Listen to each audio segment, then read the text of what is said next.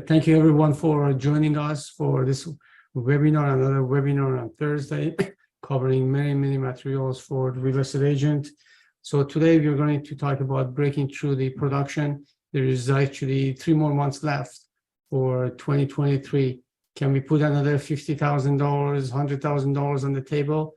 There is always possibility, and that's why we invited our special guest here, Stacy McQuay. So let's go through the initial introduction here.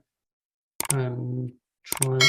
So as you know, if you go to my YouTube, there are plenty of resources, things that would help all the agents. You can subscribe there, or you can go through all the materials. Some of the past few weeks material is already there. All the AI webinars that we went through, they are more into AR and technology and techniques that we can use to improve our career as a real estate agent. Also, I have a big library of individuals, investors, professional investors that came, and we had webinar, I think a year or 2 years ago. These are all the top guys started from zero and build up their investment. So you can go through these webinars, learn things, and you can bring it up and use it to help your client how to be successful as a real estate investors. Now, every Monday at 9 o'clock, 9 to 9:30, we have role play, and Mastermind is on every Thursday at 10 o'clock. Usually we try to keep it to 10 to 10:30. Sometimes it goes longer. We finish an hour after. Now, my reflection for today here is, as the market gets tougher, we have to make our skills stronger, means work on it. We cannot give the same thing, expect the same result. Now, I'm talking to many agents, and what I see here, truly with all the technology, everything at our disposition here, I see them, if I want to use an analogy here, they have a car, they have gas, they have the key, they have the 4 wheels, they have everything to drive their car to their destination as a real estate agents. There's only one thing is missing. They even have the map. I have many conversations with many agents during the week. They ask me to keep them accountable, provide them with some resources. There's one thing missing at the end of the day, and that is a drive. They don't have the drive. They have it for 10 minutes. Then I call them 2 weeks after and say, are you still on top of your calls? Well, we got busy, we got this, we got that. They become demotivated. So drive is one of the most important things we all need. So as the market gets stronger, stay with whatever you have, improve yourself. And that was one of the reasons for Monday role play and also Thursday. So we share things together, we learn, and we go further to improve our business. Now, without further ado, we have Stacy McQuay going through the production for the remaining of the year. Now, quick introduction. Stacy is a many years seasoned salesperson, real estate agent. She is a coach. She was and she is a team leader with many years of experience how to do different things and assign things with teams and work with them. So Stacy, thank you for joining us this morning, and take it over. All right. Thank you, Ashton. We're getting a bit of feedback there, so I don't know where that's coming from, but I think we got it there. First of all, I just want to say thank you to all of you who are taking time out of your morning to spend with us. Ashton and I, what he didn't mention to you is every morning we help hold each other accountable. So we've been attending a skin in the game call together every morning at 8:15 for almost a year, Ashton. Can you believe that? It's been almost a year, and we've become good friends.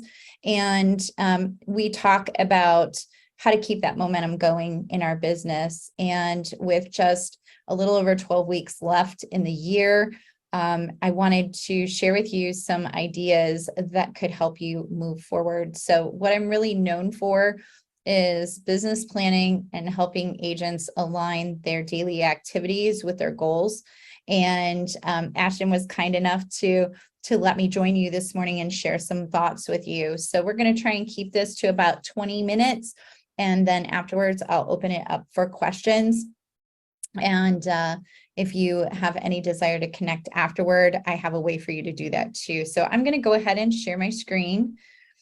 And like Ashton, I'm always waiting to see like that this is all going to work okay. So please bear with me as I have to move my screen and move my Zoom around. You guys know how this goes. It's a little crazy. Here we go.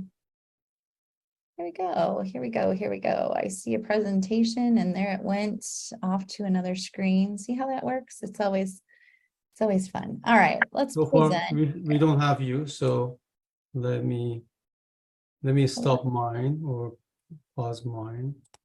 Maybe. Okay. Can you see it okay now? No, hold on a second. Just give me 1 second. There you go. I Okay. got a notification that everybody should be able to see it. We good? Yes, thank you. All right. So we have, a little over 3 months left in the year, but you guys know we need to write contracts and they need time to close. So really, we only have about 12 weeks of production left that can result in a paycheck for this year. So I really leaned into this time frame of 12 weeks. And I want you guys to open your minds on what business planning can look like, because we're entering that time of year where business planning is going to start coming out. Brokers are going to start offering business planning to come up with an annual plan for next year. I'd love for you to open your mind this morning and look at it from a different perspective. This all started with me sucking. And what I mean by that is I am, as of next month, I'll have been in the business for 31 years in the Northeast Ohio area. And Ashton and I wave at each other across Lake Erie. But even after 31 years, I felt like I was always up against the same thing, which was building a pipeline. I would get busy and then I would, kind of pare down my lead generation because I was busy. And I went through these roller coaster hills and valleys in my business, and I wanted to stop that. And so I happened to be on a coaching call with Don Hobbs, and Don was tired of hearing the same old, right? My business partner and I had been struggling with, the fact that our goal was here and that we were at the first quarter of the year, our production was here, and there was no way that we could see to close the gap. And so he recommended a book called The 12-Week Year by Brian Moran. I read it and I immediately wanted to make that applicable for realtors and entrepreneurs to put it into their business. I had been doing annual business planning forever. I would do my annual business plan in October, November for the following year. And it was a challenge because I would do all of the numbers. So I knew how many transactions I needed, how many calls to make, and all of those numbers. But I really didn't have a plan on how I was going to get all of that done. What were the most impactful tactics that I could use? And so this was really born out of necessity for my business. And I'm still perfecting my 12-week year. And I want to go through some of the basics with you this morning so that you can contemplate whether or not this might work for your business. You'll see a QR code on the screen. You can go ahead and be added to my mailing list if you would like. I can let you know about upcoming classes and share more information on the 12-week year with you. But without further ado, I'm going to go ahead and jump right in. So I want to start by asking this question, and I see a lot of people that are not on video. So I'm going to count on you to use chat this morning. Okay, so if you don't want to be on camera, you haven't quite got it all together yet this morning, that's fine. But hopefully you'll use chat for me. Okay, I want to talk about what you think you know for sure. Like you think you know the best way to do it. So do you peel a banana from the top, from the stem, or from the bottom, the little brown spot at the bottom? I'm going to give you a minute. Find your chat. Okay. Oh, I see Heather on here too. Good morning, Heather. Find your chat and tell me, do you peel it from the stem or do you peel it from the bottom? Go ahead. I'm going to give you just a couple minutes here. Let's see what we get. Do you peel it from the bottom, the stem, the bottom? See, already we have a little bit of disagreement, right, on how to do it. So my whole life, I peeled it from the stem. And lots of times it was green and it turned, into a wrestling match with it, right? Only to come to find out much later in life, probably much longer than it took you guys to figure it out, that wasn't the best way to do it. It was just the way I was taught. So I just kept doing it. Even though it got frustrating, I never asked myself if there was a better way. Never did. So then I learned that this is not how animals in nature peel bananas. They peel bananas from the brown spot at the bottom. And believe it or not, that is a quick, easy, effortless way to get it done, right? And so once I started doing that, I realized that I probably had other things in my life that I had just been doing because that was the way I was taught. And that I wasn't really opening myself up to different ways of doing things that didn't require more effort. It didn't require a lot more education, but it certainly made things much easier. So if you think a banana is peeled from the stem, I welcome you to try the next time to peel it from the little brown spot at the bottom. You'll find the job is much, much easier. So that was a soft blob. Let's go to this one. How many of you think that your toilet paper gets installed over? How many of you think it gets installed under? Go ahead, type that in chat. When we install the toilet paper, is it installed over or is it installed under? Over. I see over. Heather says over emphatically. Andrea says over. Ashton says over. Are you so committed to over that when you go to people's houses for like a dinner party or something and you notice that the toilet paper is installed under, that you switch it? Because clearly those people didn't know what they were doing, right? So we've all been there. We've all done it, right? There are things that we pretty much think we know for sure, all right? And in real estate, let's face it, you're on an island, okay? And here's what I mean by that. I don't mean it to be negative. What I mean to say is we're all on an island in that we all have unique goals. Now, you could say there's probably 10 people on this call that all have a goal of selling X number of houses. And you're like, what are you talking about, Stacy? We all have the same goals. No, you don't. You really don't. Because the goals and the initiatives that are driving your activity in real estate are all different. We all have a different reason we do this for a living, that we're building this entrepreneurial enterprise that we call real estate. We all have a different reason, and we all have different resources at our disposal, every single one of us. So when you sit in a room and you do annual business planning, okay, that's kind of a cookie cutter, one size fits all. You're assuming that everyone in that room has the same goal to sell as many houses as possible, that they have the same amount of time to devote to it every day, that they have the same amount of skills, that they have the same ability to grow a database. And frankly, that's just not true. And annual business planning has not given us the opportunity to customize a way to approach our business that gives us the results we're looking for, that are in line with our strengths and that are in line with what we can do to move forward, based on what our opportunities are that are showing up in our world. Every one of you has a different set of opportunities in front of you. Every one of you has a different size sales pipeline right now. You don't all have the same sales pipeline. Okay, some of you are sitting there going, oh shit, I sold everything. I'm done. I found houses for all of my people. I have no listings coming until next spring. And you're starting from zero. Some of you have a really fat pipeline, but you can't find houses for people. Everybody's business is different. So this one size fits all solution of annual planning doesn't work. So you're on an island. It's you and your resources that are unique to you. And we want to make allowances for that when we're approaching our business plan. So we're going to break it down from a year down to conveniently 12 weeks. And so the magic of all of this is, guess how many weeks we have left, guys? We have 12 weeks left in this year. You can start to make a difference now. You don't have to scrap 2023's goals just because you're not pacing for that goal.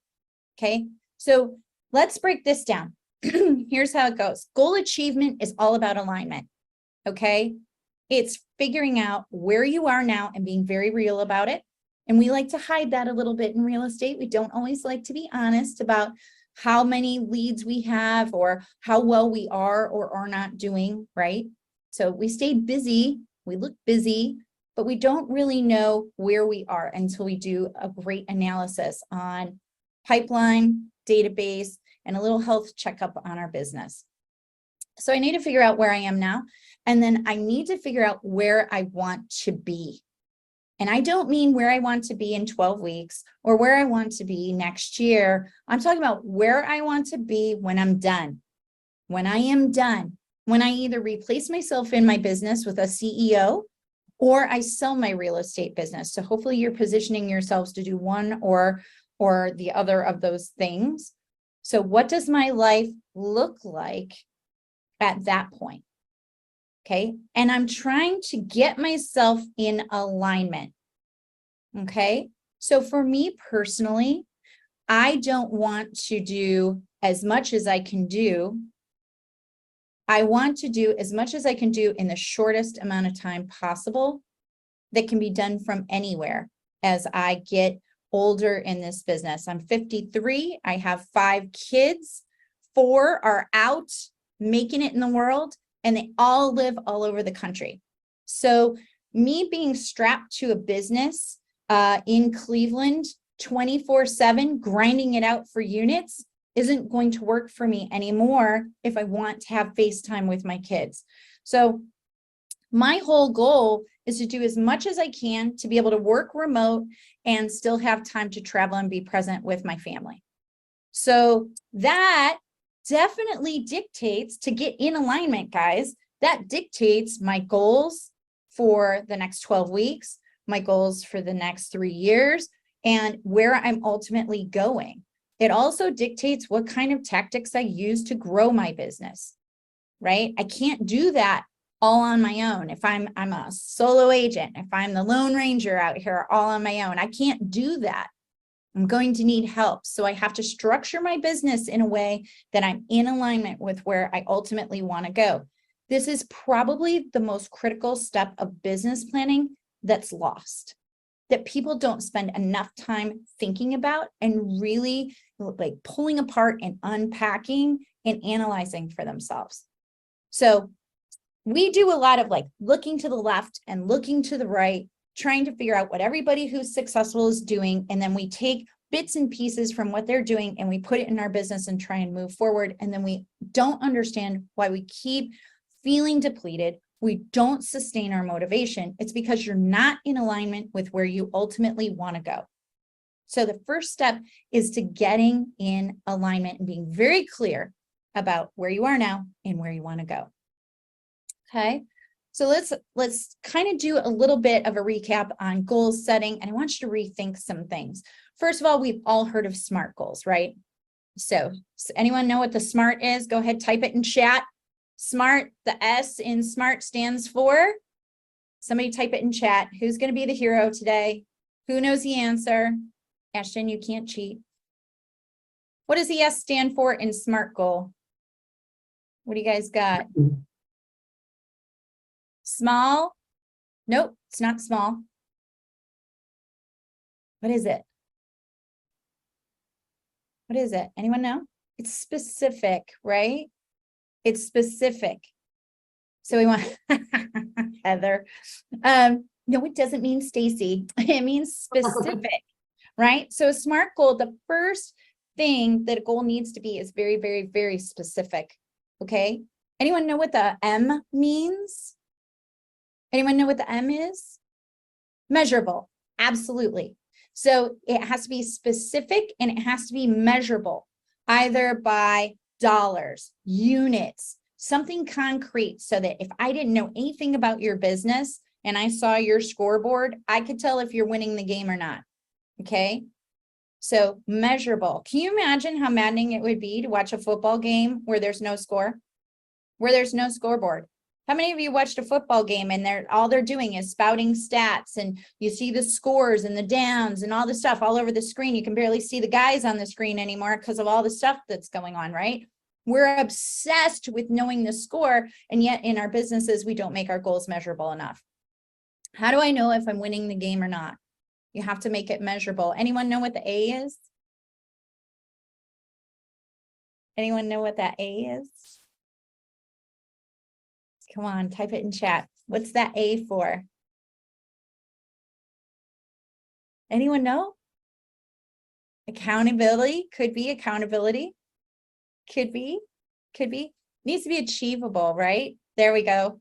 Razik is on it today. So it needs to be achievable, okay? And then what about that R? So we have specific, we have measurable, it has to be achievable, right? What does that R stand for? What's the R stand for? This is super important. Okay, realistic. Ashton, you walked right into my bear trap. You walked right into it, jumped in with both feet. I hate the word realistic. And when I was taught this, that's what the R stood for, realistic. So I want you to like completely eradicate 2 words from your vocabulary. One is realistic, the other's overwhelmed. Stop saying you're overwhelmed. You're not prioritizing, but you're not overwhelmed. Okay. So those 2 words, no more. After today, I'm going to throw it out. Not going to use it. The R stands for romantic. Romantic. No, the R stands for relevant. Relevant.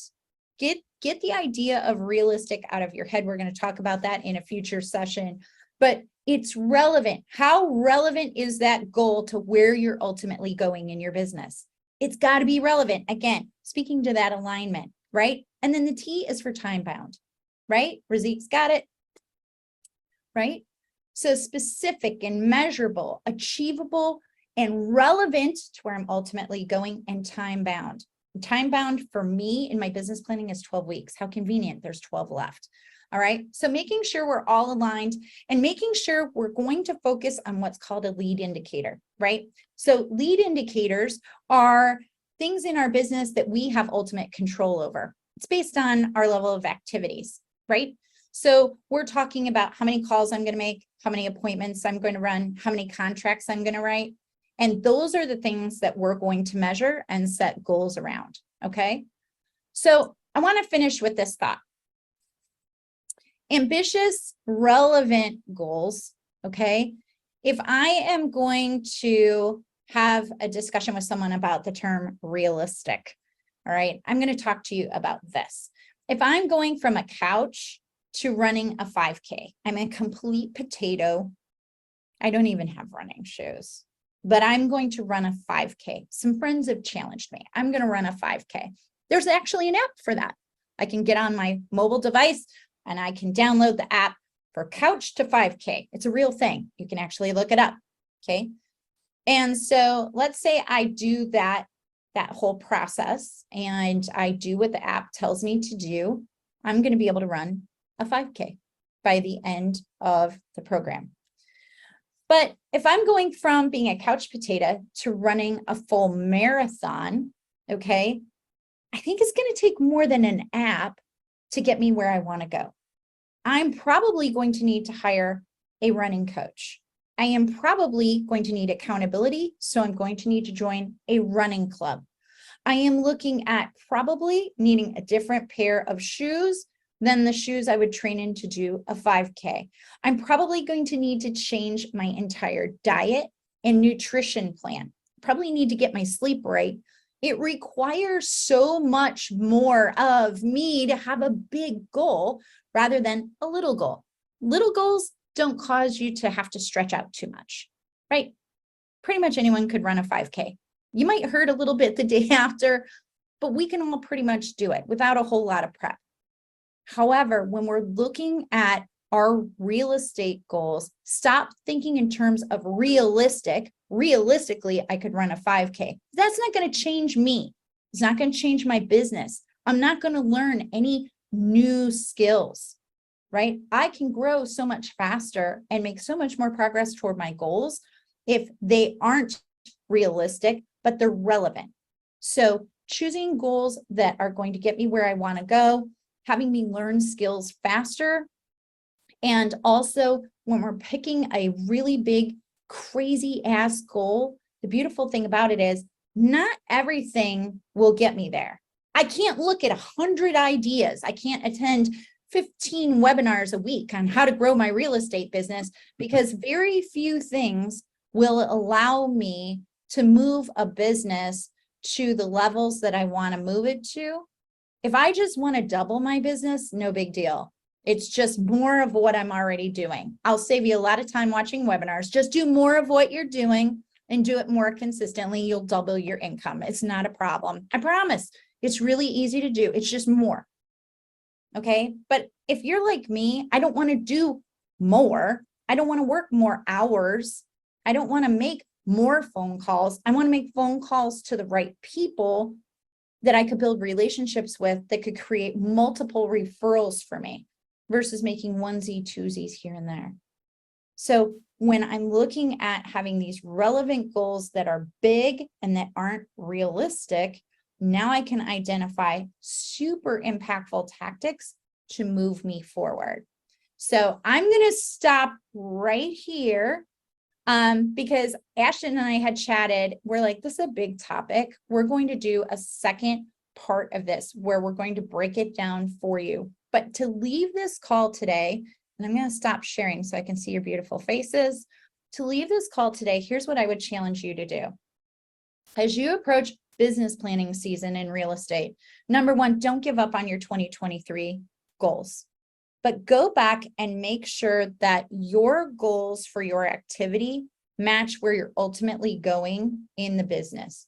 Spend a little time on your own. And then if you share your life with another human, whoever they are, your kids, whoever, your partner, whoever's with you, if you have a business partner, if you have a real estate team, and really drill down into where are we all ultimately going. If we're going to plan a vacation and I know I want to go on vacation, that's my goal. It's not specific. I don't know where I'm going. How do I know what to pack? Do I pack a little bit of everything? How do I know where to go? How do I know how to travel there or how far I have to travel? That's exactly the boat you're in right now. You're planning a trip. You want to build a real estate business, but you have zero idea of how long it'll take you to get there, what vehicle you need to use to get there, what mode of transportation, and what you need to take with you and what skills you'll need. Okay. So I want you to get some clarity on that for the next session. Just think in terms of my long-term aspiration, not to be confused with a big why. Big whys are daunting. I think big whys can be very daunting where you're like, oh my God, what was I made for? What's my destiny? That stuff can be heavy. But your long-term aspiration, what do you want your life to look like when you're ready to hand off your business? Who's around you? Where do you live? How much do you travel? How much money do you make actively and passively? How much debt do you have or don't have? Those are the questions you're going to want to answer. Where do you spend your time? Will you, live somewhere like you do now and then vacation during the winter somewhere else? Like, what does your life look like? And then we can reverse engineer from there. Okay. Any questions on that? I have a question. Yes. Okay. So in terms of productivity, I'm a very practical person. So in terms of productivity, and talking about 12 weeks. Now, let's say I am prospecting twice a week. Okay. Now, is there a way to squeeze that 1 to 12 weeks, expecting the same result? So first of all, I think it has to be appropriate for the person's business. I've got a coaching client right now that's transitioning out of her full-time job, and she can only lead generate, 3 times a week for 2 hours in the evening. That's how she's set up to do it. But that's relevant for her because she's transitioning out of her full-time job. If you are someone who is working full-time in real estate, that's not going to cut it. It's just not. And it also, depending on the size of your pipeline, Ashton, like how many people do you already have in the hopper that are warmed up, pre-approved, ready to go? If I have an agent that has nobody or maybe one or two people in their pipeline versus someone who's got a loaded pipeline, but everybody's sitting on the fence waiting for the perfect property, those are two different approaches to lead generation. One of them is going to be more lead generation focused. The other is going to be lead generation focused, but also lead nurture focused. And twice a week isn't going to get it done, in my humble opinion. And then what are they doing for lead generation? Because not all lead generation activities are created equal either, right? So some things that we do are wildly impactful, and some of the things that we've been told to do aren't. Let me give you a great example. I was chatting with a client of mine whose son wants his own real estate coach, so hired his own coach, and the coach is having him do postcard mailings. And I said, that sounds awesome. Like, tell me more about what you're doing. Who are you targeting that to? Well, a geographic area.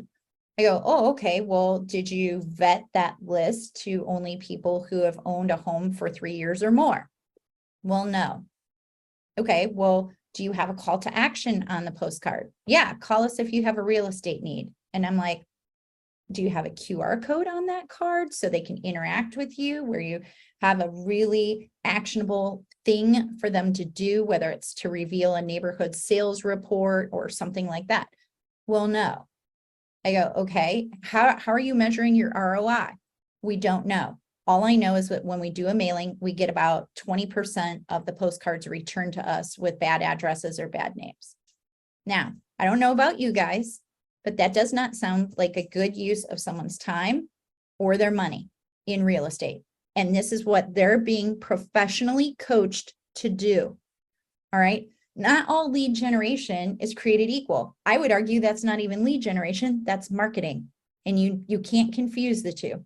Lead generation is belly to belly, we're interacting. Something like that is marketing. So whatever you're doing, you really have to test it and make sure it's in alignment. And hey, what if I have a big network? What if I have a lot of business contacts? Having me call expireds might not be the best opportunity for me. Maybe it's teaching me how to lean into that network. So again, it's knowing where your opportunities are, where your strengths are, and then figuring out what the cadence of your activities needs to be. Great. Okay. Anyone have an idea? What's working for you guys? I know Heather tried a new tactic. We were talking the other day. She's also on our Skin in the Game calls. Heather tried video texting. And how did that go, Heather? It went okay. You just have to start, right? Because a lot of us don't like the sound of our own voice. We don't like to see ourselves. But I think once you get started, like, I'm hooked. And they were super cheesy, total cheese. But I'm like, I'm putting it out there. I'm putting the cheese out there. I don't even care. I don't care. I'm doing it.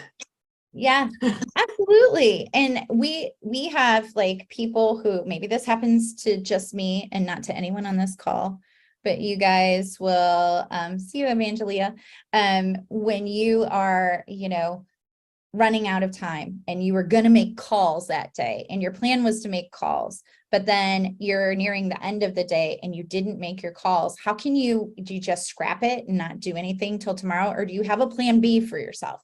I think this is really important. We call them acorns. You got to stash some acorns.